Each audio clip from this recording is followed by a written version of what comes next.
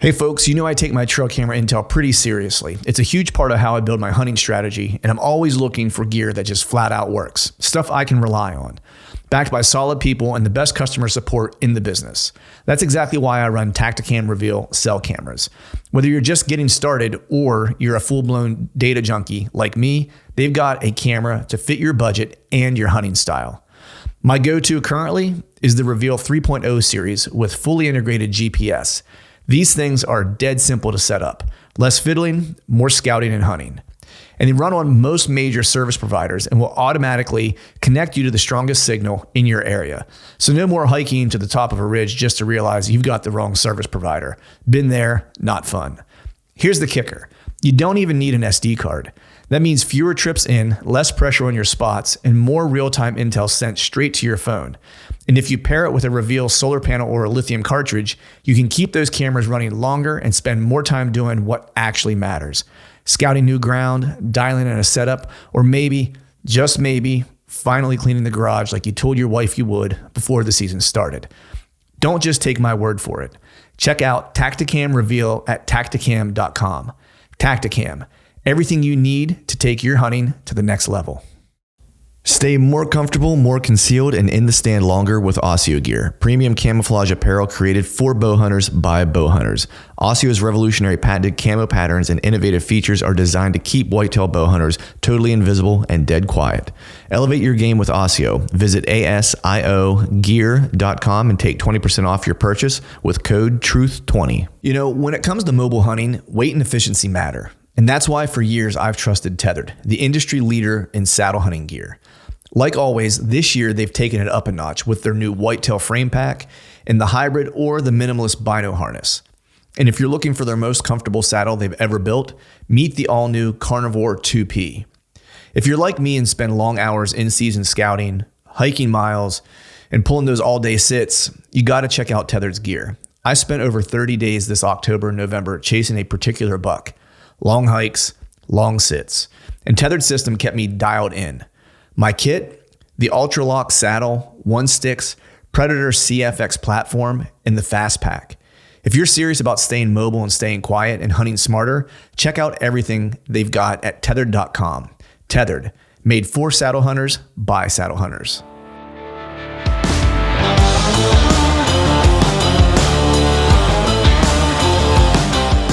Welcome to the Truth in the Stand Deer Hunting Podcast, brought to you by Tactacam Reveal Cellular Cameras. I'm your host, Clint Campbell, and you're listening to episode number 437. Today I'm joined by my buddy Tyler Jones from The Element to talk hard-learned truths and the lessons that cut deep. So stay tuned. All right. What is up, everyone? Happy Wednesday to you. Hope you're doing well. Hope you are feeling fine. Hope everyone had a good Easter holiday, got some time to spend with some family, some friends, and just enjoyed maybe a little bit of a relaxing day. Taking in the holiday and everything that it represents. Had a cool weekend this weekend.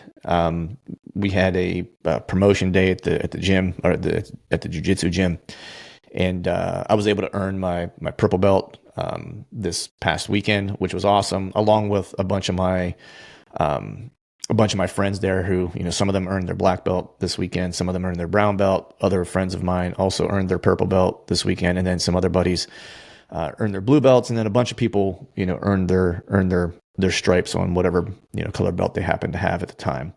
And it was kind of interesting because, Tyler and I have, we did this podcast in advance, and a lot of what we talk about in this episode, certainly we're talking about hunting.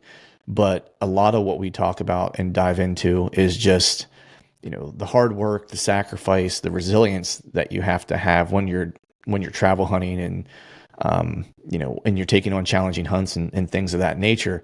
And that stuff doesn't come, naturally, usually, that kind of hard work or sacrifice or, discipline, all those attributes that usually kind of come along with achieving goals, if you will, right? Or having the experiences that you want to have, they don't kind of come about naturally. You usually have to build those things. I was actually listening to a podcast that, Tyler and I's mutual friend, Tony Peterson, did on his Foundations podcast. And he was talking about, being in shape for hunting. And he and I both, believe that, being in incredible shape isn't necessarily a requirement to hunt whitetails.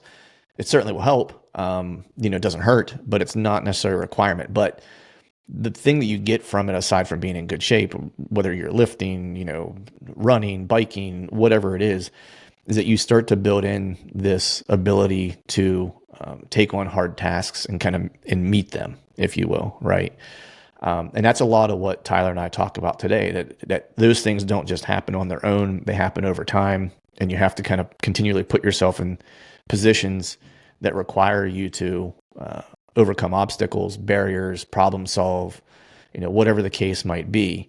If you don't have experience doing those things, it doesn't have to, that experience doesn't necessarily have to come solely from hunting. You can, that's a lot of what we talk about is that, the experiences that he and I had in music and the bumpy road that is the music industry, also sports, et cetera, all those things and experiences actually help us, when we're travel hunting specifically and having challenging hunts and things maybe aren't going your way.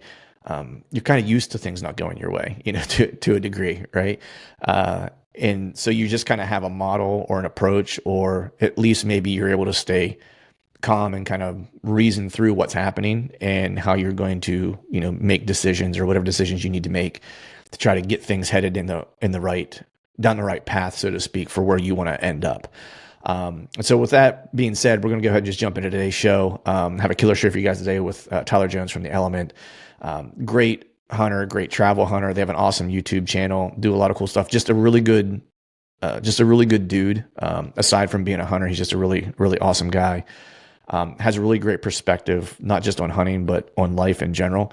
And so I really enjoyed the conversation that I had with him. I hope you guys dig it as much as I did. And with that, thank you all for listening.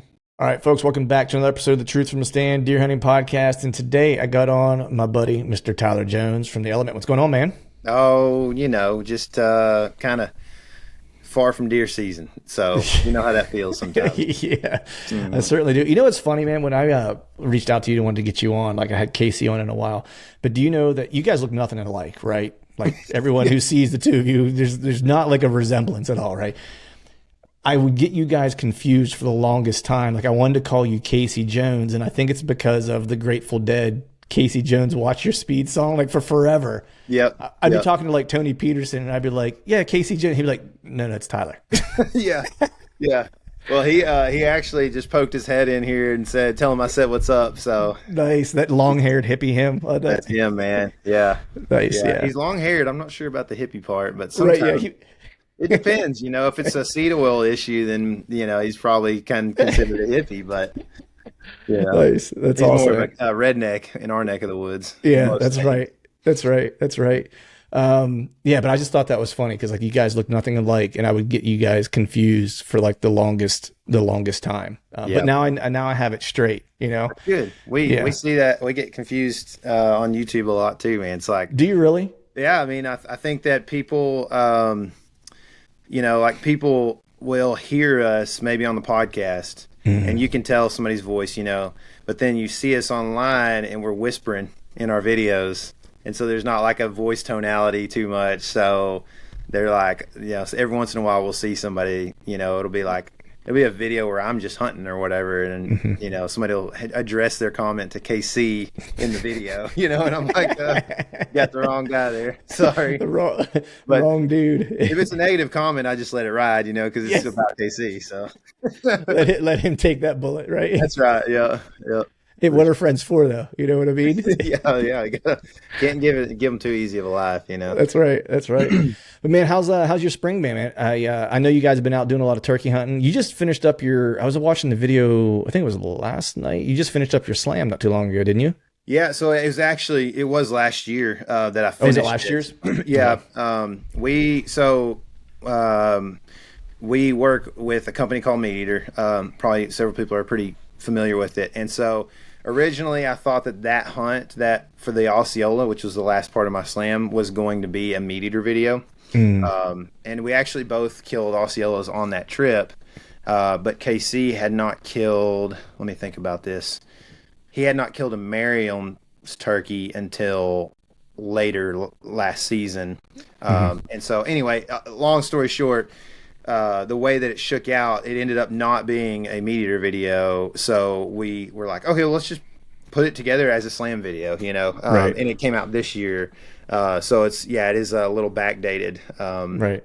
But some of the video from that is from a couple of years ago too, where I've shot Rios or whatever. So, Right. But yeah, it was an interesting thing because that, finishing that Slam, I'm not like I've probably killed maybe 20 turkeys, so not like a ton or anything.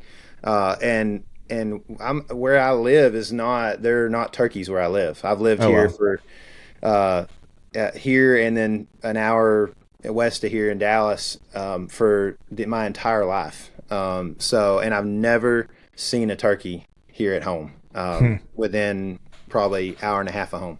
So for whatever reason, we don't have turkeys here, so we always have to travel. So it wasn't like I could just step out my door and find like some public land, or had birds in the pasture on somebody's property I knew growing up in high school, and ask them if I'd go hunt them or whatever. And turkey hunting was just not really a thing we did until I was about 16. We traveled out west of the Metroplex, and I killed my first bird out there eventually.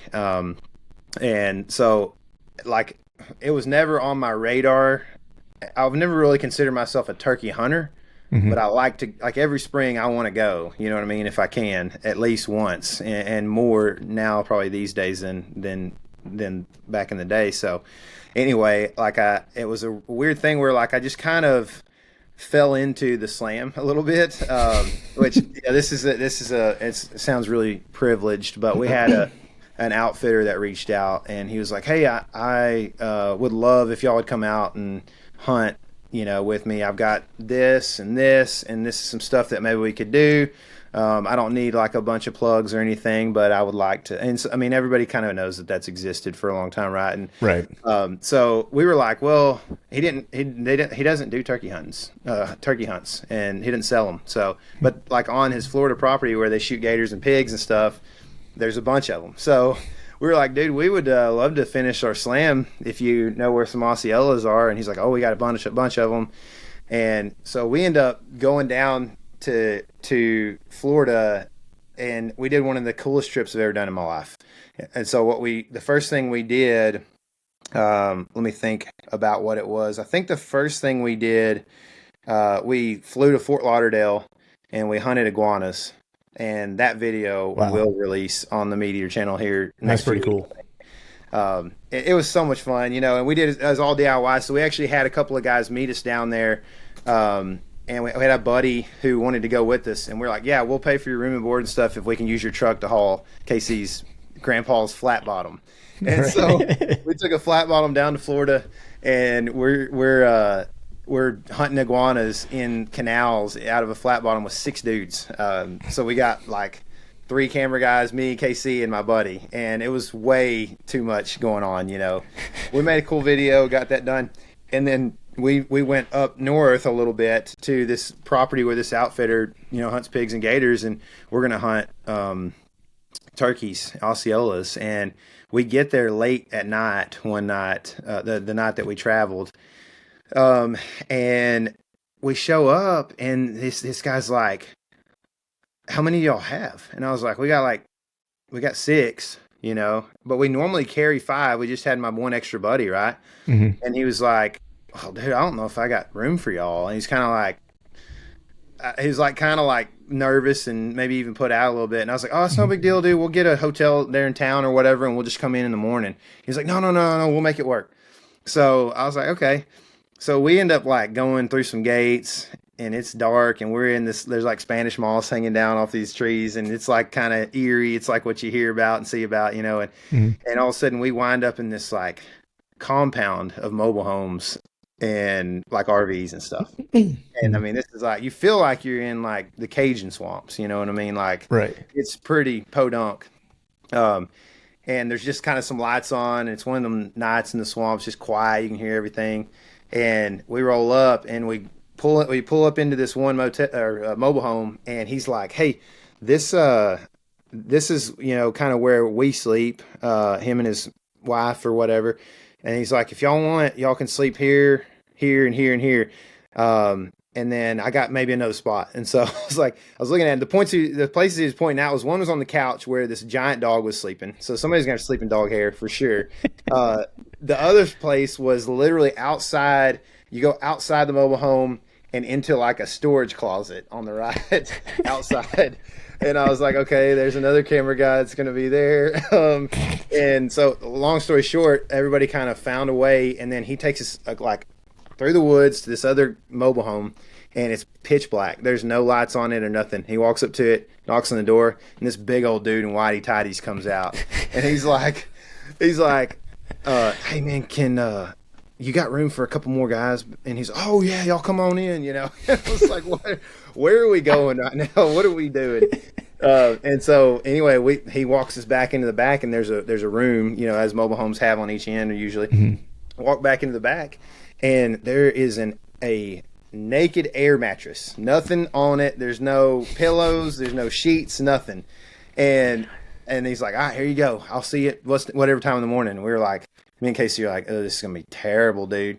So I like made a pillow out of whatever camo I had. And then I literally took camo jackets and like, I think I had some pants, and I made a blanket and put it over the top of me and laid back. And it was just like half inflated air mattress. One of the worst nights of sleep I've had, despite being a tour musician for a long time.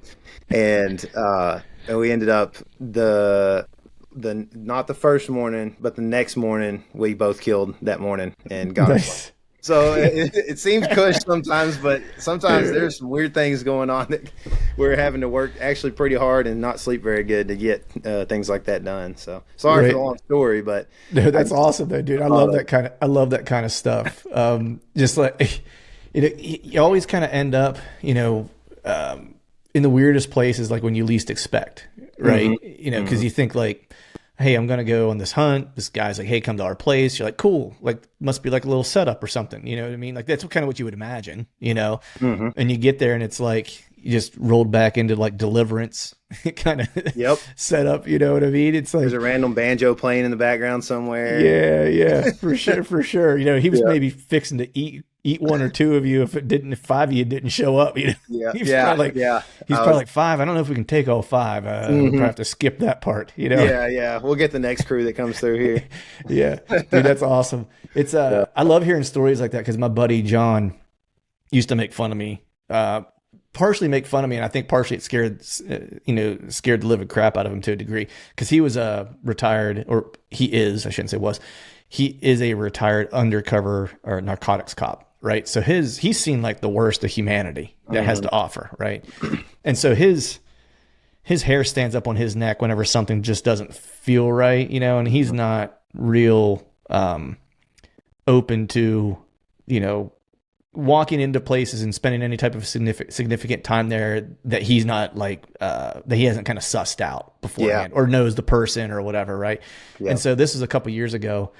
You know, I woke up in weird places, like in the band too, like in odd places, which is kind of like expected, right? But once I was out of the band and I was like a normal human again, you know, and was just doing normal stuff, I was meeting him out at ATA the one year, and so I was flying out.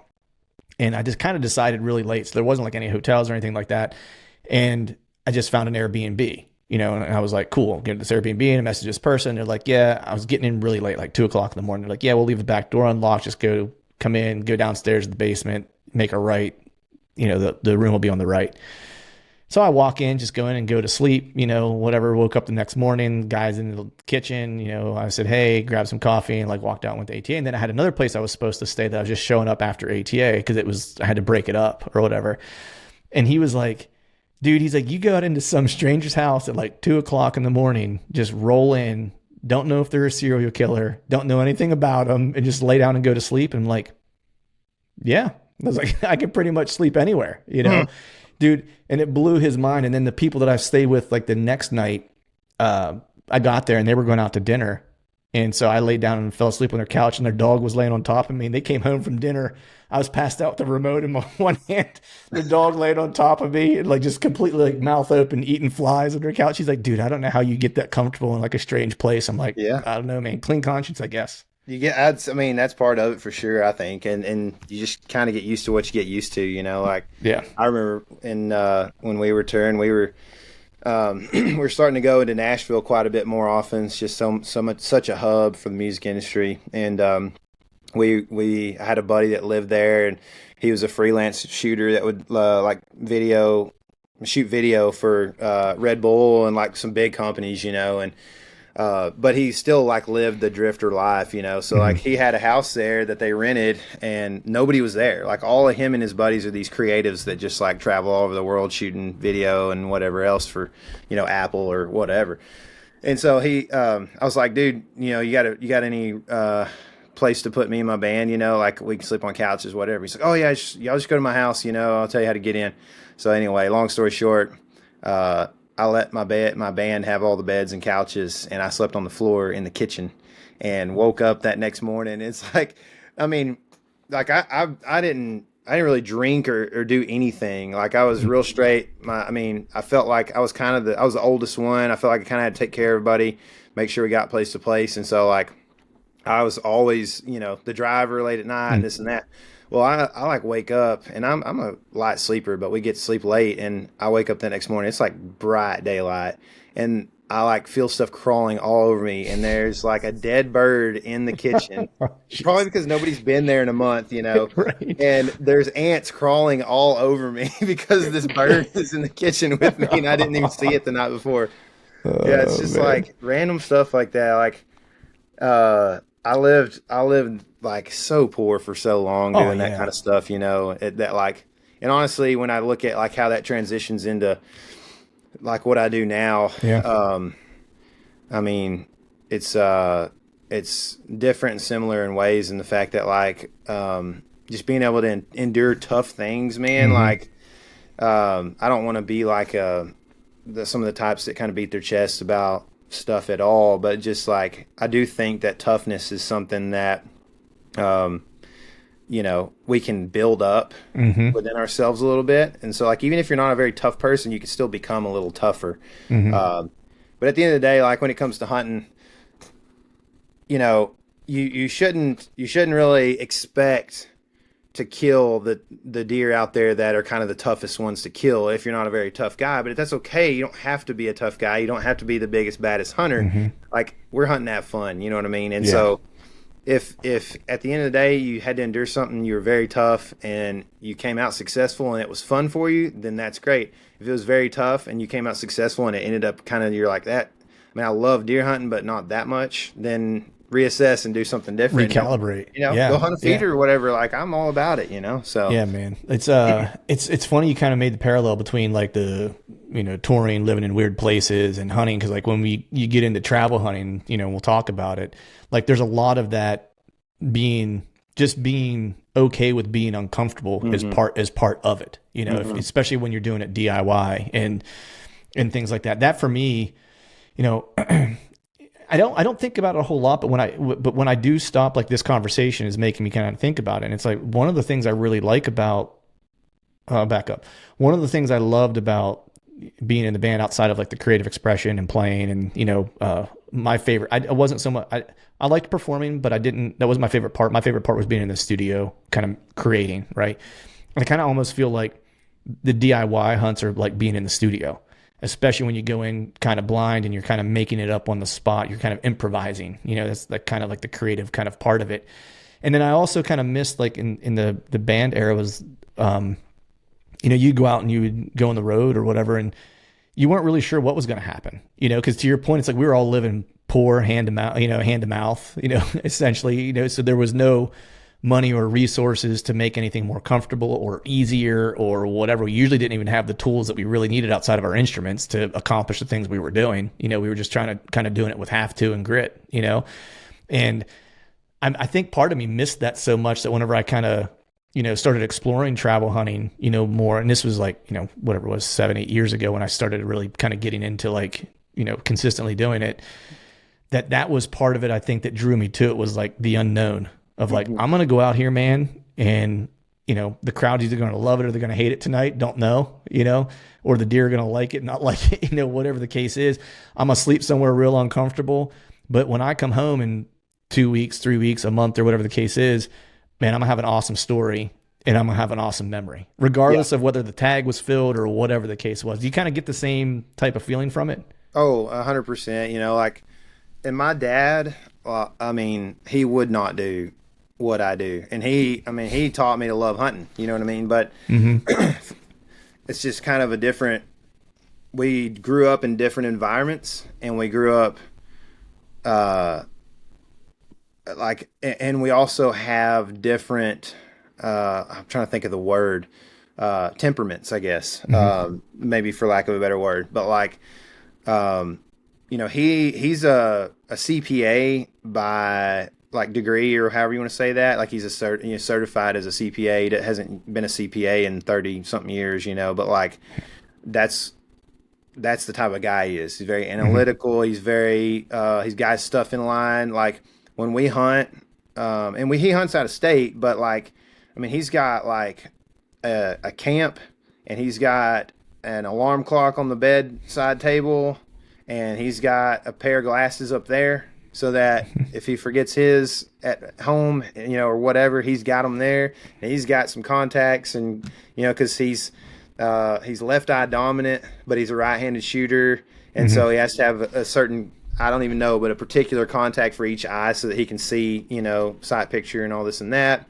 And then, so he, like, everything of his though is kind of that way. Like, he wants his stand to be lined out in the same spot. He wants to have, you know, his feeders going off, if these hunting feeders. He wants to be, you know, very, like, camo is up there. He's got things to cook, and he likes, and that's the thing, is like, it's not that like he doesn't do kind of what I do because he's lazy. It's the work he puts in is kind of ahead of the trip. You know what I mean? It's kind of in the setup, and I would like to do more of that, right? Like, I just kind of had been forced into doing it a little different so far. And probably by the time I'm his age, it will be different, you know? So, but like, I definitely, since I was, 18 and moved out, like, I pretty much I've had to take care of myself. Not to say that my parents haven't helped me out here and there, and, you know, my wife's grandparents might have bought us a freezer or something like that, you know, but like, as far as, I don't want to paint a picture that like it's been hard that way, but like, I very much have felt the burden of like, okay, you're an adult, let's not have failure to launch, you know what I mean? Let's do this. And you know, I was blessed to be able to play football in college, and through that pay for my apartment and my food and all this and that, and save money and buy a guitar, you know, after I kind of got ready to graduate, and this and that. And so then somewhere in between that whole picture there in college, I started touring. And then you learn that, like, if you thought you were struggling to take care of yourself at your apartment, wait till you go to somebody else's apartment every night. You know what I mean? Oh yeah, the drummer has friends in College Station or whatever, so we'll just stay with them. And then next thing you know, you're sleeping where, you know, your head is laying down in a ball of hair where a dog sleeps every night on a futon in the extra room, and you wake up and you're like, I can't sing today because I've got such bad allergies, you know. And, right. And, you know, but you have to go out there and battle it. And again, like, you kind of, I think you were kind of hitting on this, but like, it's you and the guys, man, out there on the road. Like, you don't have, until you've really established some sort of worth and value in that music industry. Like, I mean, it's you and your crew, and you're fighting the battle by yourself. And some people, you know, if it's 10 degrees outside at night and snowing on a Friday night and it's March Madness, and the team, you know, the local team is in the tournament, like, you might have 6 people at the show, and that manager does not want to pay you at the end of the night, I can promise you, you know, but you have a guarantee or whatever, and so you got to walk in there and be like, man, I'm sorry, and it's kind of a sheepish thing, and it's a tough environment, like, all around. And you know, I'm kind of talking to people that may not understand that, but at the same time, like you're saying, it relates into travel hunting a little bit, where like, it's home. Once I've done that, I did that for nearly 10 years in 2 different bands, and and that became like such a norm that, and like even after that, once I got off the road, I was such a light sleeper that my kids, like anything from my kids would wake me up. My wife could sleep through a tornado, you know. So, for her, she was, and you know, she feeds them, so you know, as newborns. So, Right. you know, when they were young, I slept on a couch. I slept on a couch for almost 4 years straight. When my kids were young, that was after touring. So I slept for about 2 years on a couch in a house. We sold that house and moved into a shop. We built a shop. We lived in a hotel for a month, and then lived in a 560 square foot shop. And the three of them slept in a king size bed, and I slept on the couch for another 2 years there. And right about the time we finally got everything in line and had somewhat enough money to build a house, we were fixing to close on a loan, and I got a return letter on a piece of property that I knew had big deer that used it often. And we basically like reworked the loan, bought that property, and then I slept in an RV for a year after that while we built a house on this new property. And my buddy is a loan agent at the bank, and he did everything he could to help me get approved. And it was like we were maxed out, you know. Right. And then I killed a deer on that property that next year, that next fall.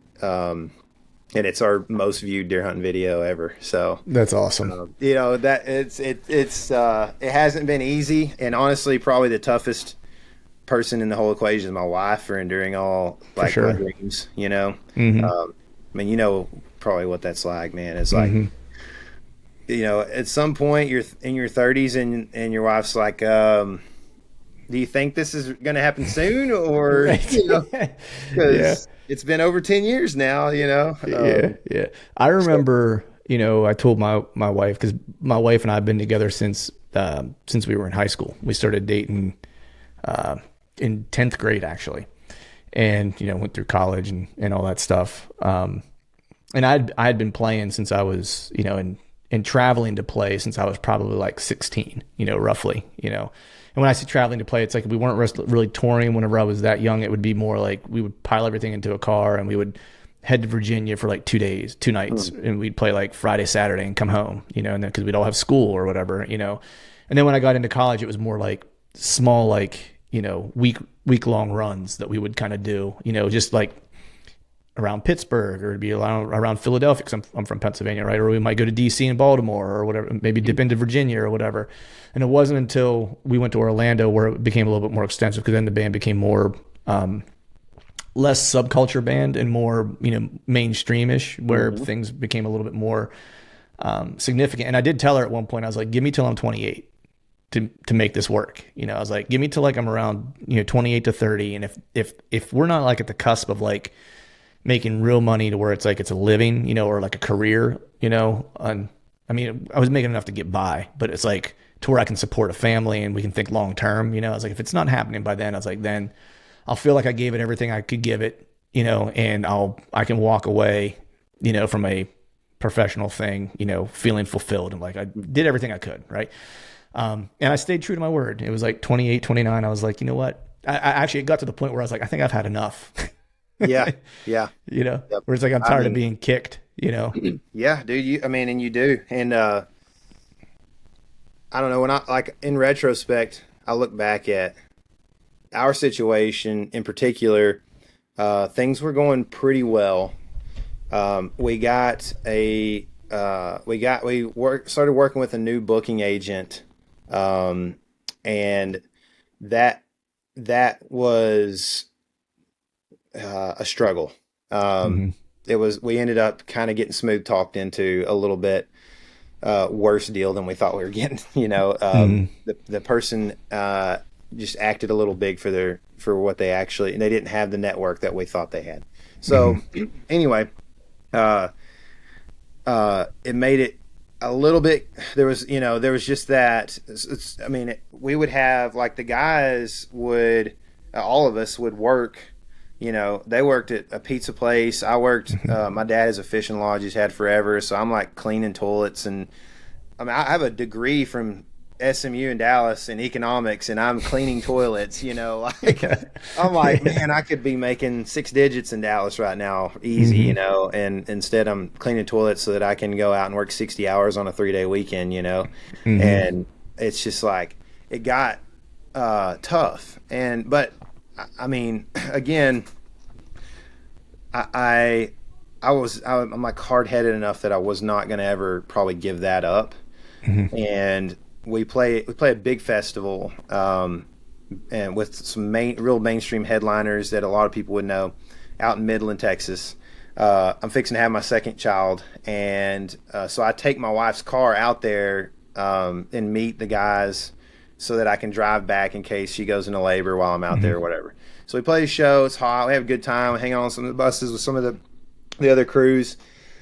We're in a van at the time, and we end up with only our tour manager and I think 2 other guys were the only guys in the van on the way home that next day. My wife goes into labor. Anyway, we're at the hospital. I get a call. Hey, we got in a wreck, but we're okay. And long story short, the van, one of the guys in the band was kind of our financial guy, and the van was tied to an album loan that we spent a lot of money on. So to get the title for the van to claim insurance, we had to pay off that album, like to get the title. So we had to pay that note, which basically left us like, I think we were left with like $67 in the account or something like that. And then everybody's defeated, right? Everybody's beat because they're working Pizza Inn, for 4 days a week and playing music 3 days a week or whatever it ends up being, 3 or 4, 4, 3 usually. And we're just like, man. And we all had like this weekly meeting, and we meet up at the Whataburger in town, and 2 guys quit, like out of nowhere, out of the blue, 2 weeks after the wreck. And the other guy of our 4-piece was like, I don't really want to play without them. And that was like where it ended. Right. And like, again, I look back at that. This is where I was going. I'm long-winded. I'm sorry, but like, no, I love it, dude. I love like it's. I'm like reliving the trauma. Yeah. Well, in retrospect, man, I look back at it. And I'm like, man, I would have never quit. But because I was forced into that, my hand was forced. I got to spend the first couple of years of my daughter's life, like spending a ton of time with her, rather than being out on the road playing, 150 shows or whatever. And like, that's just precious, man. Like I look back at that now. And another thing that, I mean, I was able to like really plug into my local church, which was a big deal for me as well, and kind of changed the pattern of my life. Not that I was like off the rails by any means, but like just to place like my accolades and stuff in something that's bigger than myself, and to have some humility and things. It just helps with your whole perspective on how you go about life. So, dude, anyway, it 100% does. And I love. I want you to finish that, but I love hearing that for a bunch of different reasons. We can get into that, but yeah, I'm sorry. Sure. Go ahead. Well, yeah, and I mean, and just to wrap up here, like this thought, but like when I look back at situations now, and this helps me process when I'm hunting on the road, when I'm traveling to hunt. I'm able to, like, I was legit depressed, Clint, for like 18 months. The first few days after that, I was working on a job. So my dad also, the fishing lodge didn't pay the bills, so he also built custom houses on the lake. He's been a builder for forever, and he doesn't build a ton. He just builds a few and tries to build for good clients. But he had a job site going, and I was doing cleanup, and I'm doing the same thing that I was doing, 10 years prior, 12 years prior in high school, making the same amount of money I was making 12 years prior in high school, because I'm working for my dad. He's not gonna pay me any more than he has to, probably. Yep. And I'm like, and now, like, the dream's over. Everything I've put so much time and effort into, and like, again, like, I'm telling you, I mean, you know how it is, but like people maybe don't understand. It looks great when you're on stage for 90 minutes and you're having a blast and you're smiling and like nobody thinks you mess up because you just power stance after you mess up, you know, like that looks great for that 90 minutes. But literally the 19 hours that you're up for that day around that time period are so tough, man. And it's 20-hour days like constantly when you're doing that until you get your feet off the ground and you get some people that you can hire to help you, you know. And I mean, again, we had a tour manager. He didn't know, like if my amp crashed or my pedal board, I mean, he wasn't going to fix it. Right. So like, you know, if we have an electric short in my amp or something, or a tube goes out, like he has no clue how to troubleshoot that. I'm the only one that can do that. So as the lead singer, you just got to stop the show. You know what I mean? It's stressful, you know? Yeah. So anyway, all that to say, like when I look back at those times and how depressed I was, and then, you know, to not go into all the things the thoughts and all that broke me out of that. Now I can look back at that stuff and say, man, like I went through that for a reason. And then so what that does for me now is when I go and I mess up a big buck situation or something like that, not only is it smaller than what actually went on at that time or other times in my life, it's like not as big of a deal in all honesty. But it also helps me wrap my mind around like, okay, like I can literally, we watch our videos all the time. We'll just have it like while we're working or whatever. We'll just have them playing just so, you know, for whatever reason, camera guys can watch them or just to really relive fun memories. And all the time we're like, dude, you know, I wouldn't have killed that deer if we'd have killed it the year before. And it is way bigger that next year. You know what I mean? Like it's crazy. Yeah. Like I was trying to kill a 120 the year before. Now he's a 150, you know, this year or whatever. Yeah. Killed him. And so like I just look back at that stuff, and I'm not trying to like preach prosperity here by any means. I'm just saying that like a lot of times it has worked out for the better, and so I need to not, like, for lack of a better phrase, curse the situation or whatever, however you want to say it, you know. Yeah. I mean, I think that's so important, you know, not just in hunting. I think it does help keep the joy in it and not allowing, you know, that expectation or whatever the case is be the thief of the joy of the things that you like, right? Because I almost feel like the more, you know, I had a funky situation this year. People on the show or listening to this have heard me talk about this before, but I was on a really big deer and hunted him, you know, like 30 couple days. Like, I think I hunted him like 30 couple days out of like the possible 35 or 36 days I could have hunted him, you know, and then he ended up like dying of some cause. Some hikers found him dead, like on the last day that I hunted him. So I hunted him, like he wasn't dead for more than like a day or two before I found out, you know. So it wasn't like I spent like a season chasing a ghost. But, you know, I would be lying, and I've talked about this too, to say that it didn't affect me, right? Because I put like so much into it. I was living in the front seat of my truck. I was sleeping in like a little travel trailer that I've built, you know what I mean? Like it's a couple hours from my house, you know, put a lot of time into it. But, you know, I was pretty quickly able to kind of shift gears and go, man, how fortunate am I to be able to have that experience, you know, and was able to kind of flip it and think about it more from, you know, that was never my deer to have. It was only my deer to chase.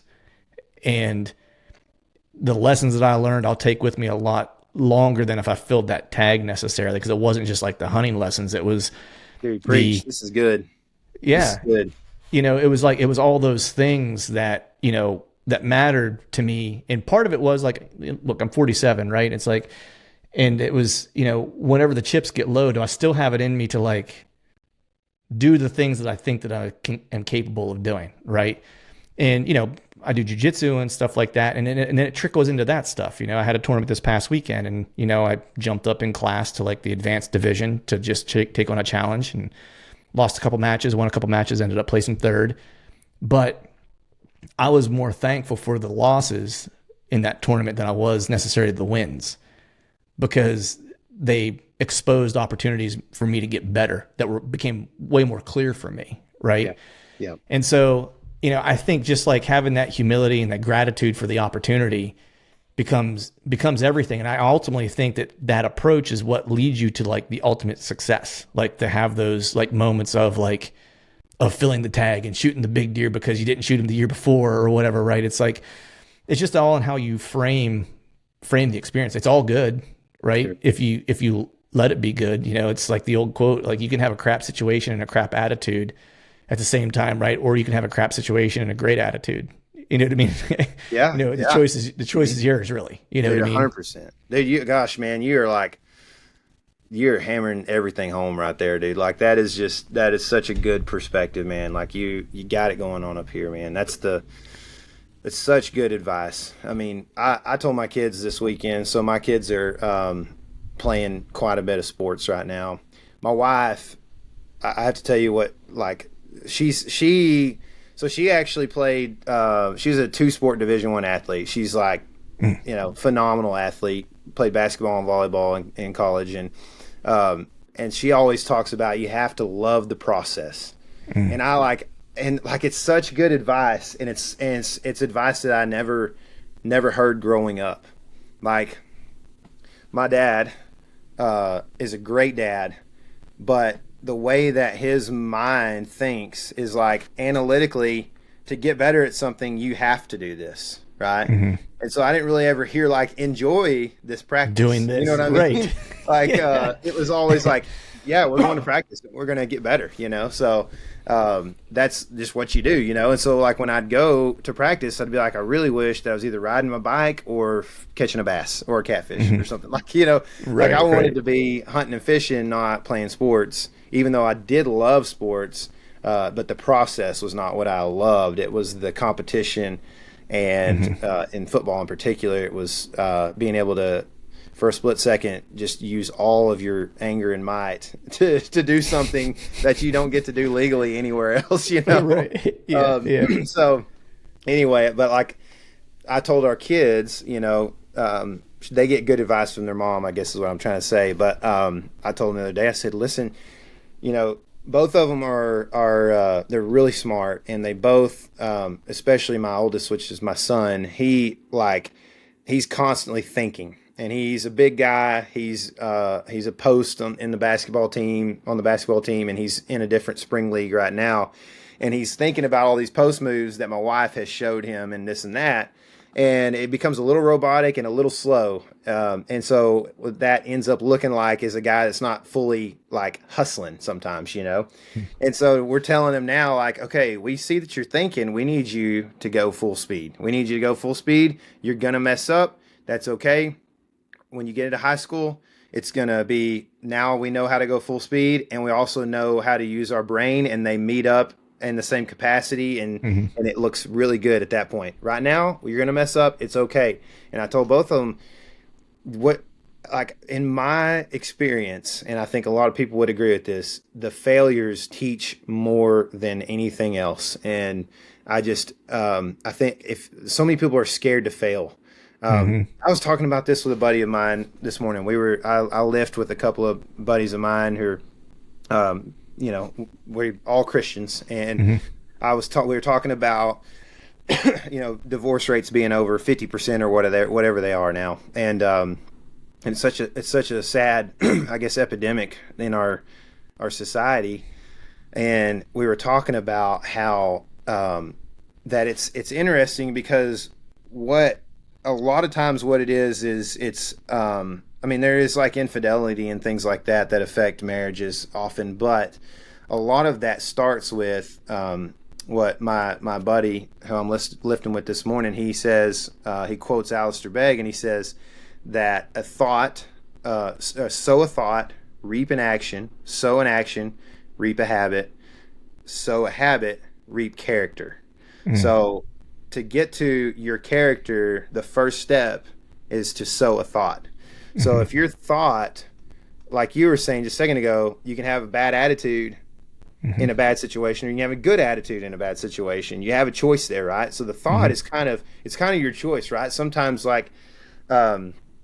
sometimes somebody around you might help put that into your mind, right? Like you might hang around somebody and be like, or like for instance, if you're a woman and your husband forgot that it was your anniversary and didn't get you a present, and you go hopping on Facebook and you see where somebody else's husband just bought flowers for their wife, who's your friend, it might make you feel even a little bit worse, right? And that person Right. didn't intentionally make you feel that way, but I mean, it's so easy to get our minds into a negative space, right? And so, like, all of a sudden, you're like, my husband's worthless, or whatever. You've sown a thought. You're not far, not many steps from sowing character, which is I'm so displeased with my husband that I can't stand him anymore, right? So a lot of guys are probably listening to this podcast, and you can just flop the script right here, right? Like, obviously we don't care about flowers, but we care about intimacy with our wives or whatever it might be, right? So like you can think, oh well, she said she's tired for this third time tonight or whatever, like, and that all of a sudden is like, well, she doesn't love me, because you see all these people on these dumb reality shows or whatever that act like they're whitetail bucks in the rut, and do whatever they want, and all of a sudden you think that that's real life, and that your wife is not sufficient. And the next thing you know, you've got character that says, I don't like my wife, she doesn't like me. And then, we have a divorce. Here's the problem, though, is that the marriage failing is not my fault in both parties' perspective most of the time, right? It's not my fault. And that's the whole thing, is if you would say, you know what, I do fall short, man. I fail, and I'm going to learn through that. And you said, instead of saying, well, my wife failed and I don't like her, it ain't my fault that we're getting divorced. Instead, you say, you know what, maybe I sat around that couch all night tonight, and we just kind of got tired. Instead of doing stuff like being active, we just kind of laid down on the couch and got tired, and nothing, there was no spark, and I didn't try, and she didn't try, and it just didn't, it's my fault a little bit, You take that and say. And so again, like, I think people are so afraid to fail that they won't even say, I have failed, and then it causes bigger issues, right? Well, yeah, this is big.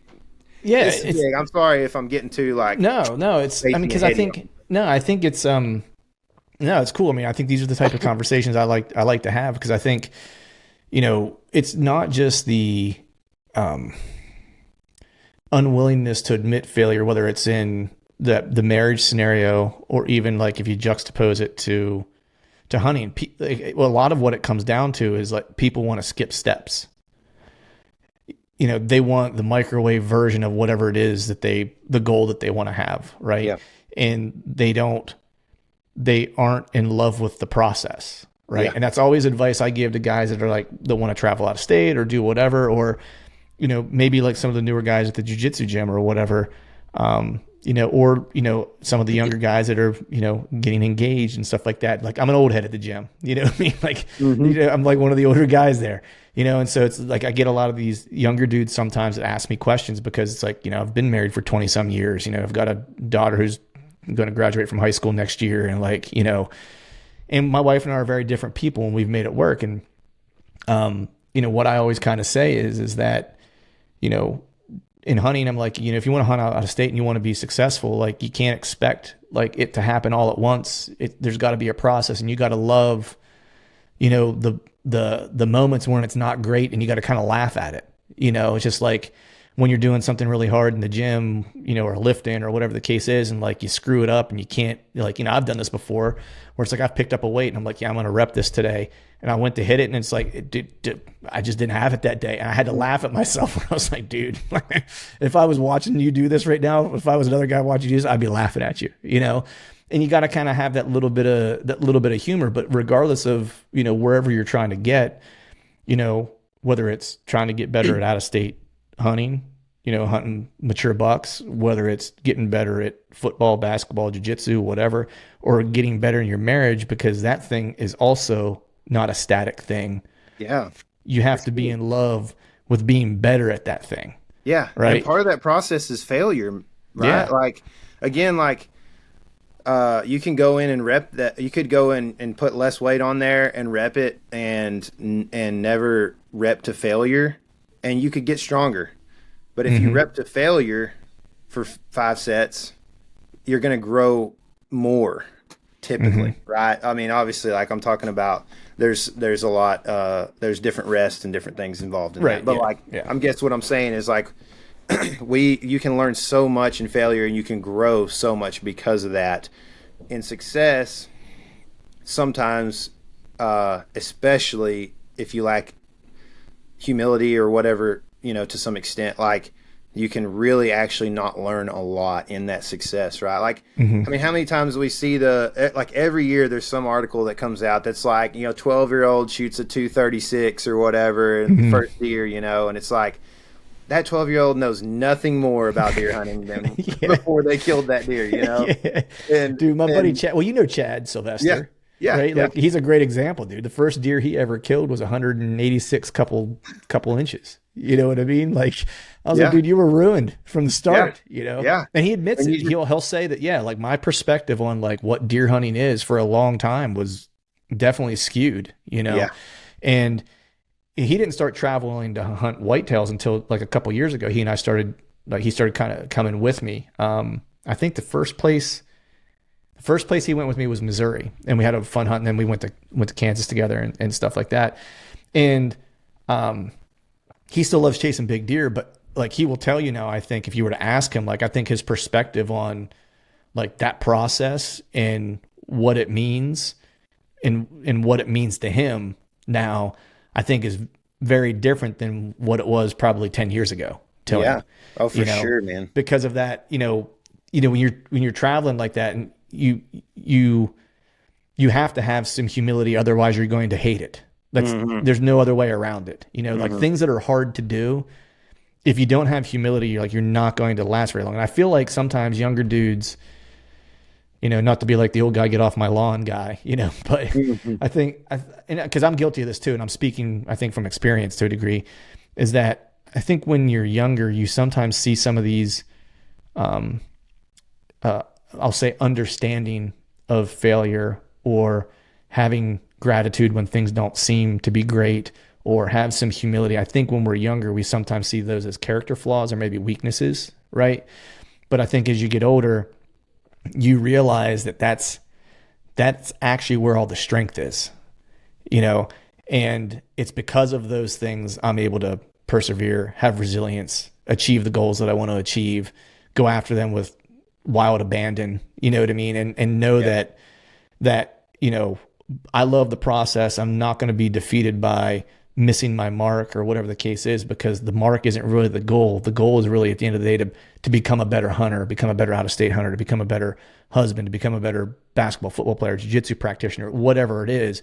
I'm just trying to be a better version of me in that realm.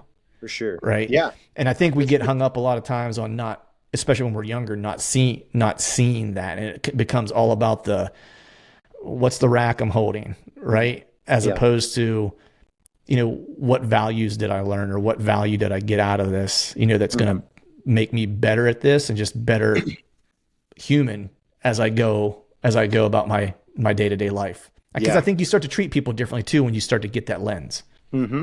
Oh, for sure, man. Yeah. I think you're definitely nailing it. Again, we don't want to sound like two boomers like at the coffee shop or anything, but like, no, right. I think we jumped the shark on that one already. Yeah, but it's just, I mean, really, like, I can think back to when we first started doing the element stuff. I was in my 20s, and we're broke. Casey is like fixing to get married at the very beginning of this, and then newly married for the first couple of years. I've got little kids, and we've been hunting our whole lives, but we're still in our mid 20s or late 20s, or even 30 at the time. So you're still learning so much. Deer hunting is difficult, and it's a big. To kill big bucks, those are rare animals too, So like, obviously we know from watching outdoor TV for decades that like, you got to kill the big ones, right? And, some different YouTube videos over the years of ours and other channels have taught us that it doesn't always have to be a monster. We have found out that if it's a very small buck, it typically does not do that well. But, like, I look back at that stuff, and I think about some of the ways that, like, this is just a little insight for those who are listening. But, like, I can think about the first couple of years, like, man, we just need to kill some big bucks on video and, you know, to the best of our abilities, like have some sort of video put together that's 15 to 20 minutes long. And, you know, if we don't get the shot on film, that's okay. And, you know, this and this and this and this. And I mean, I can think back to a particular instance where I shot a deer in Illinois on a piece of public, and I mean, I've shot a couple of big eights. I mean, it's a 155-inch eight. It's a big, big, slick eight, just huge deer. And in fact, he was not the biggest deer that was in there at the time that I shot him. And when I say that, I mean like within 10 yards of me. Wow.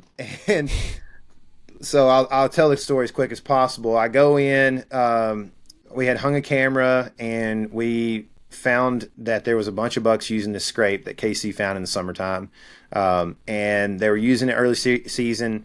We started to get a little bit closer to daylight in mid-October, to second week October or third week October, and had a cold front coming in. So I go up there to hit the cold front that next day that comes in like early afternoon. And I go in and set up. We're set up over this scrape. Little buck comes in. I've got a camera guy with me who's an intern. He's our very first intern. And we didn't know how to train an intern. I was by no means like a good boss, you know, or knew anything about that kind of stuff. And I was just glad to have help. So he's in the tree with me. We're a couple of Sasquatches up there. And I've kind of got my back towards where I assume the deer are going to come in from their bedding on the hill. So I tell Jack, our camera guy at the time, I said, hey, kind of keep an eye over my shoulder here in case these, because I think they're going to come from this direction.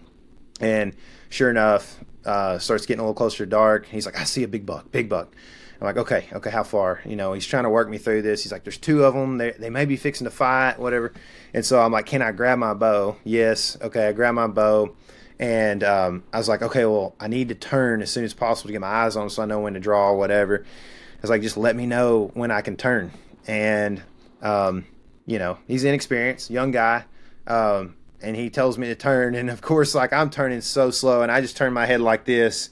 And there is the biggest deer I've ever seen at 8 yards. And he's a funky 6x5. And his good side is 6 side. The other side, or maybe a 6x4.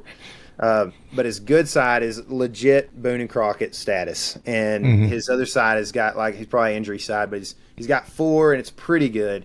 He's probably 20 inches wide. I mean, he is just huge. And he's like 8 yards, right? Well, I had seen previous to that, I had noticed that there was another deer out here. Well, about the time that I start turning, I see him, and he's a big deer. He's a big 8. And I was like, okay.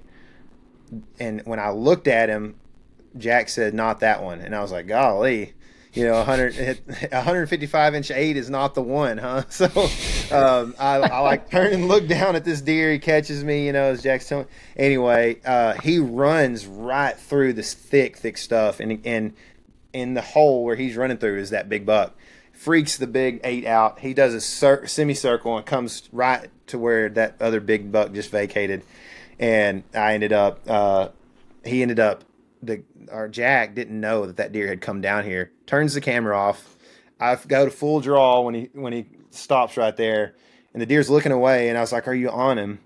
And he's like, "What?" And I said, "Are you on him?" He said, "What?" And I said it kind of loud the third time, and the deer looked at me, and so I just drill him, and he takes off. Anyway, it's a huge 8-point. It was an insane encounter. Like, I planned it out. The plan worked, you know, like everything was great. And there's like no footage of it. You know what I mean?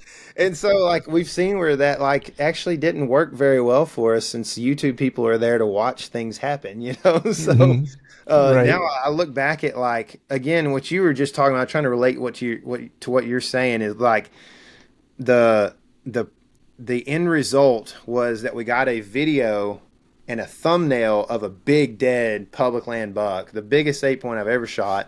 And people click on it and they watch it and they don't get, there's nothing there for them, right?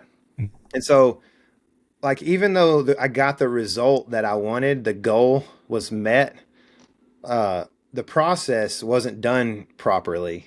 And so like the end result was that I actually didn't fully get what I wanted out of it, because what I wanted was a video that got a lot of views and a lot of subscribers and built our channel up back 5 years ago now, or almost, well, 5 years ago. Yeah. Now, Right. you know, that I really needed that income. I needed that viewership and that subscriber base to pay attention to what we were doing, you know, and it didn't really come. And so I think that, like, again, what you're saying is so true. Like when you're younger, you're so much like, man, I just got to get out there and kill big deer and everything will be all right. And if you go out there, if it's your first year to go out and travel to hunt this coming year, and you travel to a Midwest state in the rut, and you shoot a 175-inch 10-point or whatever, just a giant, right? There's a high chance that you go back for another 2 or 3 years and don't even shoot a buck, right? Because you may not have learned much, and you might learn something, but you still would learn a very situational thing. You wouldn't learn a very rounded perspective on deer hunting. Maybe you would probably learn something very situational about a spot and about a type of country that you're hunting and about a particular natural browse that they're using or whatever it might be. And so when you go somewhere else, or you go back to that spot the next year and there's a hunter that's hunting 200 yards from you and blowing his wind towards you or towards the bedding, you don't know what to do. And so my encouragement in that situation for anybody who's listening to this is that just if you're going to go travel to hunt, just expect that it might not be very good. You might not know what to do for a while, and you might not kill very many big deer. And it's okay if you're learning and you're asking why and what, because at the end of the day, the opportunity to learn and become a big buck killer continuously 5 or 10 years from now makes your whole hunting career that much better, you know? Yeah, 100%, man. Like I couldn't have said it better, because that was my exact, like the opposite. Like, so like the process and leading to success was my experience, right? Because I was, well, in one particular state, because I'm infatuated. I think I want to say infatuated, but I love hunting open country. It's like my favorite style to hunt, right? Just open plains type country, ghillie jackets, CRP, like that type of stuff is kind of like what I live for. And I didn't really know that that's the type of hunting that I loved, because I grew up on the East Coast and hunting timber, and I'd hunt Ohio and I'd hunt Missouri and I'd hunt Iowa. And it's all very much similar, kind of like timber style hunting, you know, to a degree. And, you know, saddle setups and stuff like that. So I didn't do a ton of ground hunting, a couple setups on the ground, but nothing extensive. And so, you know, this goes back to what we've been talking about, which is just the process and trying to be better, right? Is just like that thirst for how do I just continue to evolve? And so I was just thought, you know, one day I was like, you know what? I'm going to go to a country or to a state that's just open country, and I'm going to force myself to hunt on the ground. Like I'm going to go somewhere where I don't even have a possibility to get into a tree, just so I don't even try to like dip back to my comfort zone, you know, to go like, oh, I'm having a rough go. Let me just get into a tree. I'll be comfortable. Right. So it's like, I don't even want that option. Right. So went out, first year, had a couple of really good encounters with some big deer, screwed up on one, you know, like he winded me at like 15 yards. I think that year I saw the one I screwed up was probably like mid 150s. And I saw 2 other deer that were in the 60s that I just couldn't, you know, get on the ground. Ate a tag. Chad killed a 173-inch deer that year. And then went back the second year by myself, solo. And that one I screwed up on a mid 140s deer. He busted me drawing, made a really stupid mistake on the ground. But the first day and the last day, first day I was there, I saw and hunted the biggest deer I've ever seen in my life, 200-inch deer. And I saw him the first day. I couldn't glass him or spot him and find him the rest of the time. And I kind of knew this area a little bit because I'd been out there previously and kind of knew what the pattern of lockdown was to a degree. And so I figured if I might get one more crack at him on like the next to last day, or like the last day of the hunt, that I could hunt. Because if he, based on how his body language, and this again, excuse me, this again, what you're talking about is like, you start to learn things as a hunter that not is just spot specific, but that starts to make you a more well-rounded hunter. Right. And so based on the behavior that I'd seen previous year, you know, and I spent a couple weeks out there, was that his body language suggested he wasn't ready to breed her yet. So I was like, well, if I do the math and he's going to lock down with this many days, and he's probably this many days out from actually breeding her, you know, he should be off that doe and moving again on this date. Right. So I just kind of kept tabs on the area. And last day of the hunt, I went into an area where he should be coming back around to, and got in there in the morning, and we met at the same place at the same time. And I was at 15 to 20 yards with a 200-inch deer for like 5 minutes on the ground, and just could not get him killed because there was a bunch of saplings kind of in the way that I was really nervous about a deflection and making like a bad shot, you know? So I let him walk, and I watched him walk away. And as I drove out that night, he's running, chasing a doe in a cut cornfield in front of my truck, like in the headlights. I could just see him in like his full glory. Oh. And so then you fast forward to the next year, I had it pretty, like I kind of, you know, knew what my plan was. And I went out and killed a Boone and Crockett deer on the ground on the second day at like 25 yards in a ghillie jacket and a CRP in the wide open, you know? And so, you know, it was that process of like chipping away, right? Mm-hmm. Like making small adjustments. What did I learn this year? What did I learn that year? And it was all those things and mistakes I had made the 2 seasons prior leading up to that deer is what got him killed ultimately, because it was all the intel that I got on the behavior of the deer in that area, you know, what the kind of breeding timing was in that area, the lockdown period in that area, and just their body language, and whether or not they were actually going to cut that doe out to breed in that moment, or if he was still just kind of being her bodyguard. Right. And it was all those little things that you only pick up on by being around deer and making mistakes. Right. And so that's going back to what I was saying earlier, like the blessing for me this year was being able to chase that deer for so long, for so many days, because I spent so much time in the woods chasing a mature buck. That deer was 6.5 or 7.5 years old, you know, mountain deer in Pennsylvania, right? Mountain buck. That I was like, man, that was a master class on like a cagey old buck, because that dude left no sign. Like I had to be so detail oriented to start to pick up like his sign, to start to figure out where he was spending his time, because he wasn't leaving anything, you know. And I finally found a rub that I got it on camera actually, and I knew what tree he rubbed. He had a funky antler characteristic, and he made like a tick mark 12, 16 inches above the main rub, and that was his fingerprint. And so I started looking at every rub, finding that tick mark, and I could tell when I put it on my map, I could tell like what area he was what his haunt was. That's cool, man. You know, and so that was kind of how I narrowed him down. But it's like, you don't get that if you're not willing to pay the price. Yeah. I guess is what you and I have been talking a lot about. Yeah. Yeah, for sure. I mean, I think that is the key, right? Like if you're interested in traveling to hunt, then you're going to have to endure some tough stuff, even once you become pretty good proficient at it. Yeah. Yeah. I mean, so like, but the thing is like paying the dues, loving the process. It's kind of like you watch LeBron right now, and you can say like GOAT or MJ or whatever, like, you know, there's the debate, right? But like the career that LeBron has had, there's no career that's been like that. I mean, the length and the ability to do what he does, like 22 years in or whatever he's in right now, like dunking at 40 and just, I mean, insane. Like, but like the game's easy for him now. I mean, to an extent, like, I mean, you know, but it's not. He knows so much about the game of basketball that, like, instead of having to think about, like, if you watch John Gruden's QB sessions or whatever. I love those things, dude. Yeah, they're insane. Dude, that guy is a national treasure.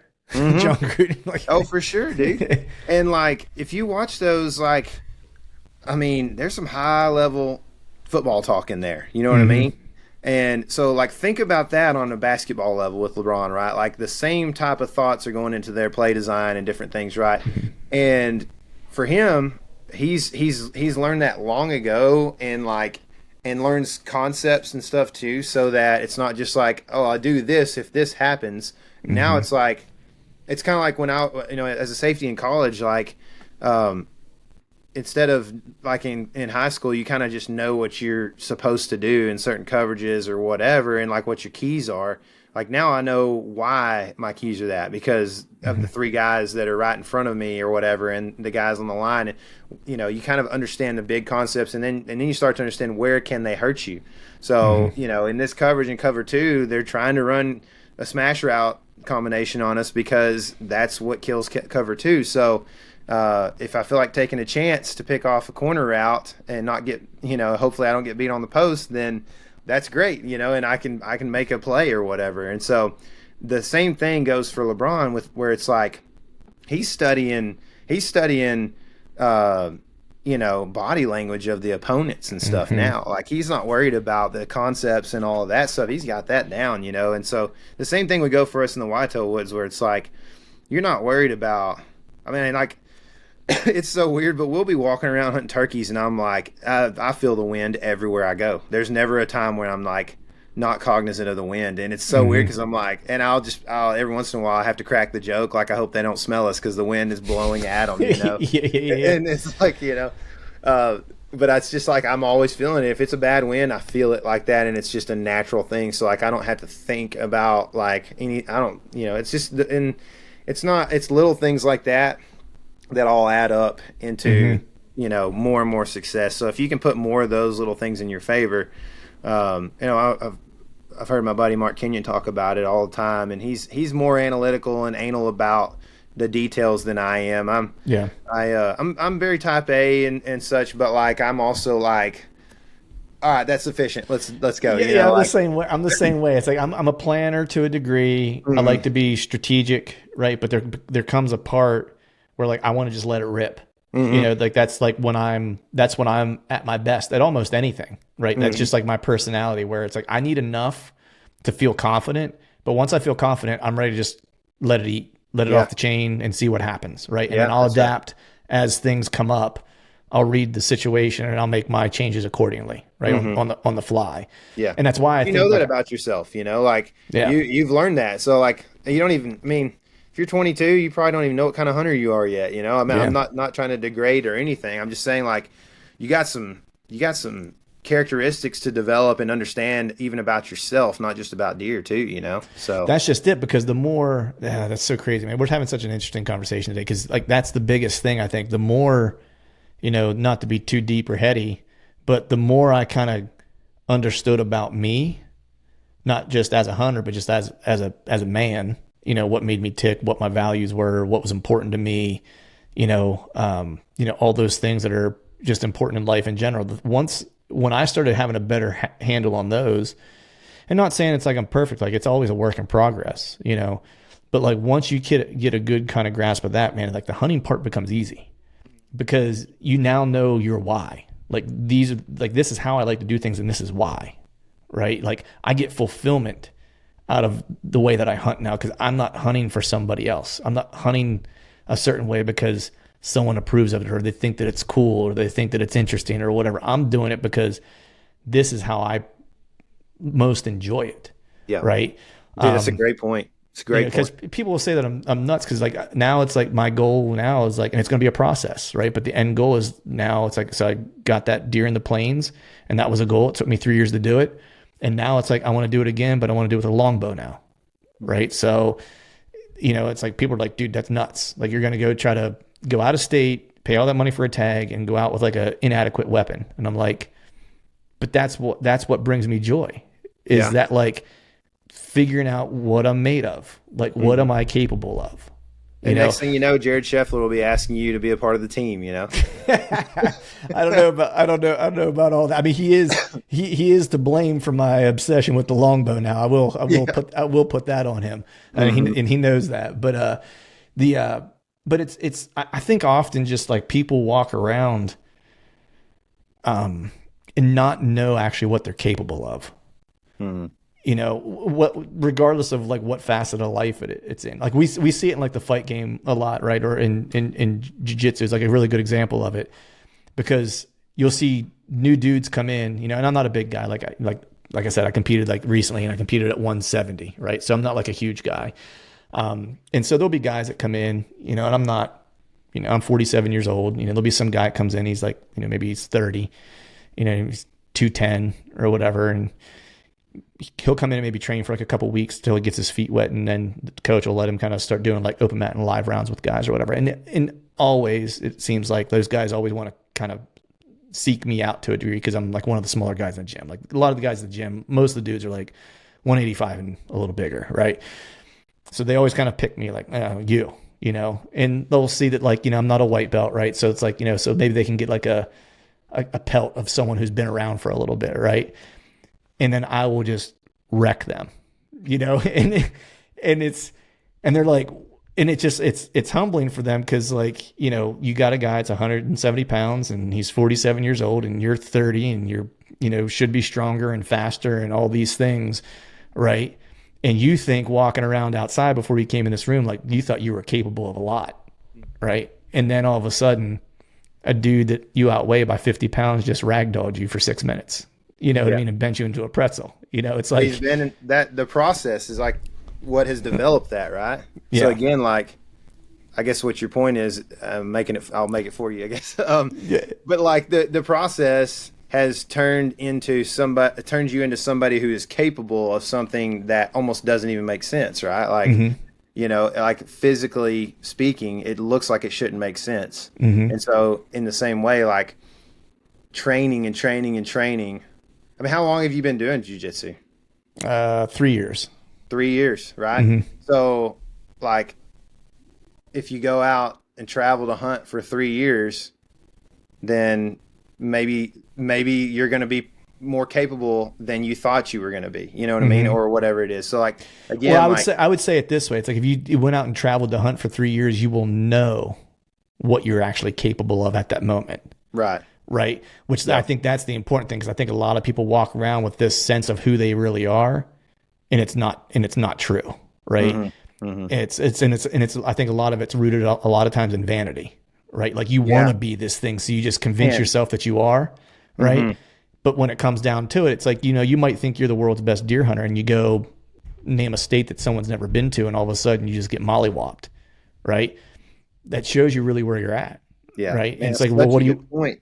It's like, what do you want to do about it? You know, you're the man, dude. Look at you, just such a great point, dude. Oh, you're making me like, I feel like I'm unworthy to be the guest, dude. Like, no, you're the perfect person to talk to this about, dude. Cause like cause you're into this stuff, man. Like that's the thing. It's like, I love talking to people. I love talking deer hunting as much as the next guy does. Right. But like when I can start to tie like all the things I like, which is like personal development, you know, being just a better person, and, you know, the mental kind of aspect of things. And like, you know, I don't know. I think it's also just like the sage advice of like someone who's 47 years old, who's seen a lot of stuff and screwed a lot of stuff up. You know what I mean? Like going back to screwing stuff up, right? Like that's the only way you get there. It's like, I've got the, you know, like the battle scars from it to a degree, you know? Oh, for sure, man. Like, that's, man, such a good point. Like you know, pride is just such a downfall, man. Like you just, you're so blind when you're prideful. Like you just don't understand how much of a detriment it is to your, whatever your goals are. Right. Like I know, and honestly, like, man, this connects to the music industry for me. Like,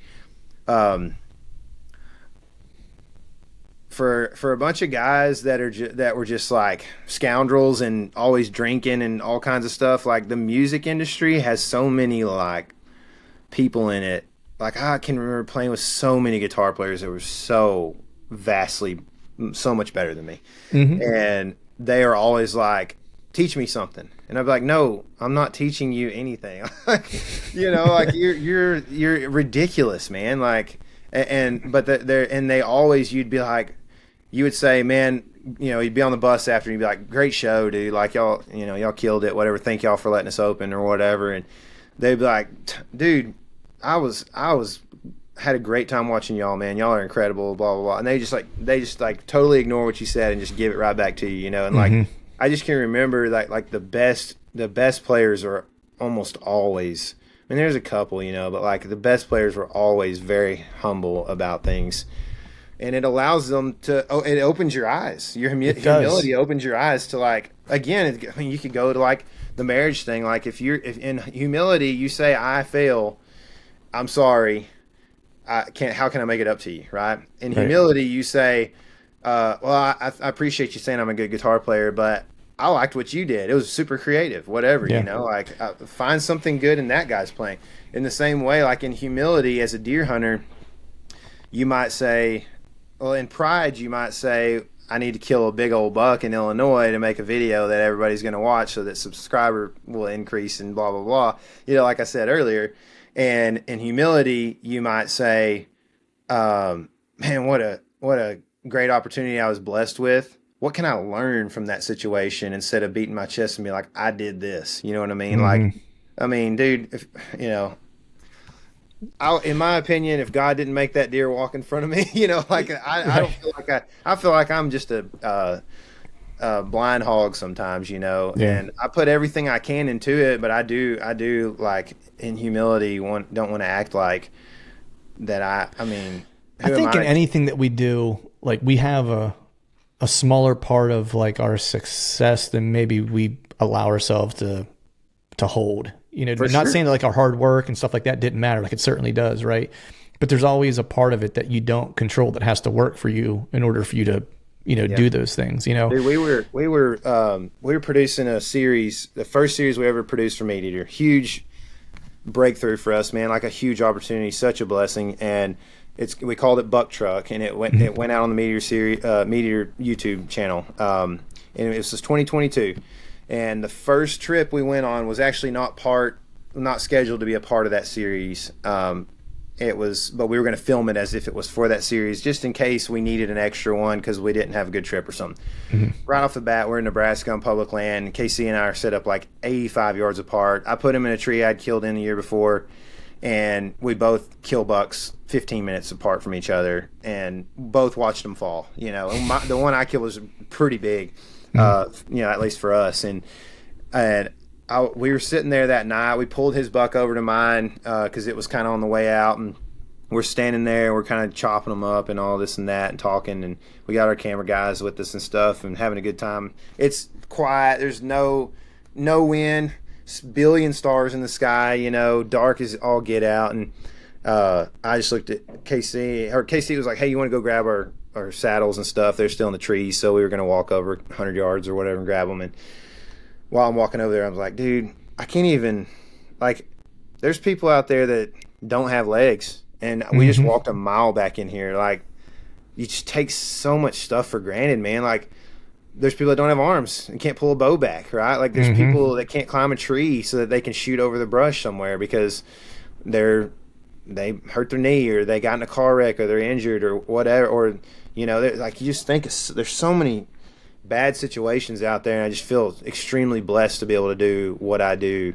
And so it goes back to what you're saying. Like, I feel like I have even less of a part in the whole situation than I do, just because of, I mean, even those abilities to walk, man, you just take it for granted on a day to day. Yeah, man. I mean, going back to the humility thing, like I know for me, when a lot of like, you know, just framing it with deer hunting, like some of the guys that I look up to, you know, are like the guys like, you know, ultimately they've become my friends over the years, but like the guys like Jared Scheffler and, you know, the Dan Enfalts and, you know, guys like that, right? That are just such craftsmen at, you know, killing mature bucks, right? And I've told this story a couple different times, but you know, Cody DeQuisto is another good example, right? A good buddy of mine. And I was out at the Iowa show one year, and they had their booth, and I was chatting with him. I'd never met his dad before, right? I mean, obviously I knew who his dad was, but I had never talked with him or anything like that. And Cody went to go do something. His dad was at the booth, and I was sitting next to, because Cody and I were going to podcast, and I started talking to Andre a little bit, and we just started kind of, you know, chopping it up and talking deer hunting, of course. And I said something to him. He said, "Oh, tell me about that." I was like, okay. So I was kind of explaining to him. He was like, "Well, what did that deer do then?" And I was kind of explaining I don't even remember what the story was now that we were talking about. And he's like, why do you think he did that? And I was like, I think he was blah, blah, blah. He's like, "Oh, that's pretty good. Yeah. He's like, that makes sense." And he's like, "Well, what did you do?" And we kind of walked through it. And like, the dude has killed more big deer than I will probably ever. Right. Mm-hmm. And he was wanting to know the details of this random hunt on a deer that wasn't anything he would ever consider shooting, you know, but had all the interest in the world of like what made me make the decisions I made, because he's just looking for, maybe I can learn something, right? And that's kind of the trait that I've found with guys that are at the at like the top level of anything that they're doing, right? So whether it's Andre and bow hunting, or Dan, you know, right? Or whether it's LeBron, like I was recently heard a story about him and Austin Reeves and how much he liked Austin Reeves. And so like, you don't think for a second that he's not looking at Austin Reeves' game going like, because he's not a freak athlete necessarily. Yeah. Right. And so, and LeBron has always been, right, but his game has changed. So how much do you think he's watching Reeves going like, what part of his game works really well for him could I use to create more longevity for me? Right. For sure. Tom Brady the same way, right? Or like at the gym, you know, we'll go over stuff and coach is a 5th degree black belt. Like he doesn't need any input from anybody else, right? Like, you know, but we'll do something in the room and he'll be like, hey, do that again. How you doing? Like, show me that again. How'd you do that? Right. Cause he's just looking for like, how can you make small adaptations, like constantly trying to learn and hone his craft and enjoys the process. And I find that like humility is always the trait that I find with those guys that are not all, right? Cause there's bad apples everywhere. Right. But like most of the guys that are elite and stay elite for a long time usually have that humility trait. Right. Because they never stop looking for the nugget, and they recognize that thing can come from absolutely anywhere and anybody. Right. And that's often the difference. Oh, 100%, man. I mean, yeah, you're right. Like at least in learning, man, at the very least to be humble in that situation, to know like, you know, if I want to get better at something, I'm going to have to learn some stuff about this. And so again, like traveling to hunt, I mean, everybody wants to shoot one every time they go out. And I understand it. You got money wrapped up in it and time, you know, if you got girlfriends or wives or fiancés or whatever, like there's always a little bit of that draw back to the house, you know? And you start adding kids and it gets even worse, you know, but, you know, you just have to understand that, like, you know, Lord willing, you have time and you got a few years. And if you get a few years to learn and you really ask those questions that Andre was asking you, why and what, you know, like, why is that deer doing that? Don't sit there. I mean, I talk about this on our podcast all the time, but like, sitting over feeders in Texas for a lot of my, you know, first 20 years of life in Kansas has taught me so much about deer that I would not do it any other way. Like being able to just observe deer for long periods of time, do things that they do when they don't think humans are around, and I'm 30 yards, 20 yards from them, like learning what I can get away with movement wise, learning what sounds a doe is going to alert to, because there are times when I've peed out of a stand and the doe did nothing, you know what I mean? And there are times when I've made you know, a sound that sounded like a leaf or something, and you know, a doe alerts to it. So there's just random things that you are able to learn from deer and being in proximity to them, that again I wouldn't trade the feeder hunting at all, man, because every little thing it adds to, again, going back to what Mark Kenyon would say, like, you know, okay, they can stand downwind and smell me even if I use all the scent scent stuff in the world, but if there's like 1% less scent molecules going out downwind, maybe it's one less molecule that gets in that deer's nose. And I've always thought that was a pretty logical take by Mark. And so you know, again, if you add up a bunch of 1%, eventually you get pretty high percentage there, you know? That's right. Well, buddy, I know we mentioned family a couple times on here and kids and stuff like that. I don't want to keep you from yours. I know I can hear mine outside here getting dinner ready. So I want to be sensitive to your time. I appreciate you coming on. But before I let you go, thoroughly enjoyed the chat, man. You got an open invitation to come back anytime you want, buddy. This is the kind of stuff I like to talk about. But let people know where they can find out more about you guys, where they can check out the podcast, the videos, all the stuff you guys have going on. Sure. I have to say, man, I'm very thankful for the opportunity to come on the podcast and talk with you, man. And I had my feelings hurt that KC came on before me. So No, I'm kidding. I thought you were the same person for the longest time, you know. Yeah, So. yeah. Touche. I think that I'm very thankful for that, though. I appreciate the opportunity to not just come on and talk that stuff, but to meet you kind of face to face and be able to plug what we got going on.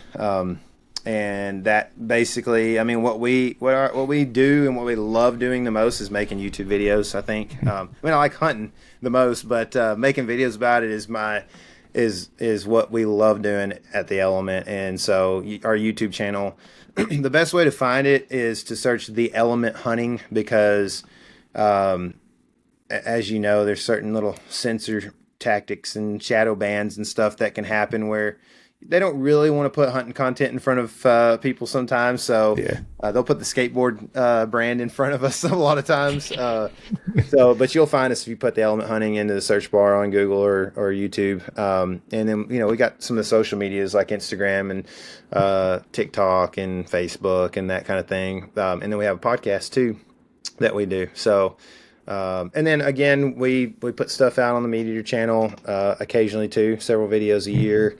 And have worked very closely with them for a few years now, and very thankful for that opportunity too. So, again, man, thank you for having me on. Yeah.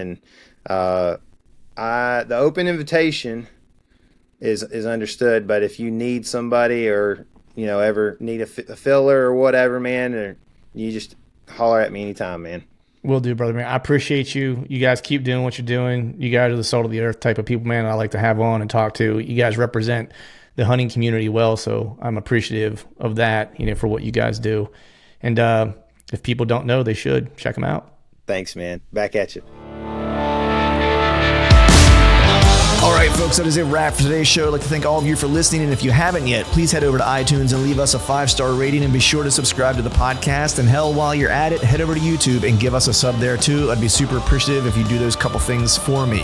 And before I shut this thing down, I need to give a big shout out to our partners who continue to help us make this podcast possible: Tacticam, Osseo Gear, Hawk Optics, Tethered, Face Off E-Bikes, and Lathrop & Sons Boot Company. And until next time, we'll see y'all.